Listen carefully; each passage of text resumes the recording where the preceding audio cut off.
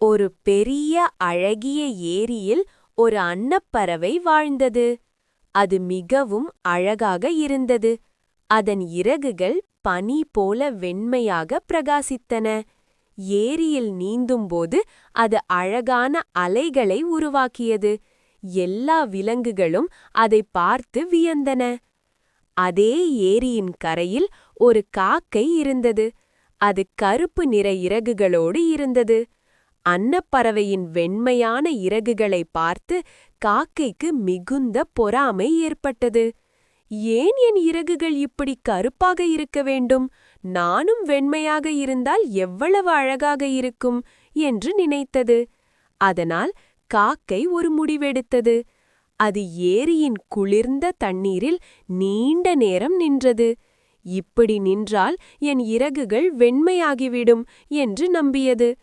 குளிர் அதை நடுங்க வைத்தது. உடல் முழுவதும் நடுக்கம். ஆனால் அது பொறுமையாக நின்றது. நாட்கள் சென்றன. காக்கை தண்ணீரில் நின்று நின்று களைத்து போனது. குளிரால் உடம்பு நோய்வாய்ப்பட்டது. ஆனால் அதன் இறகுகள் இன்னும் கருப்பாகவே இருந்தன. ஒரு சிறு மாற்றமும் இல்லை.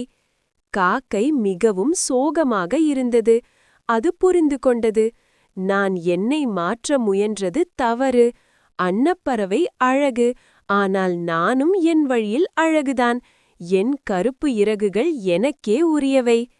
குழந்தைகளே, இந்த கதை நமக்கு என்ன சொல்கிறது தெரியுமா? நீதி: மற்றவர்களைப் போல மாற முயலாதே. நீ உன்னைப் போலவே அழகு. Be content with யோர்செல்ஃப்.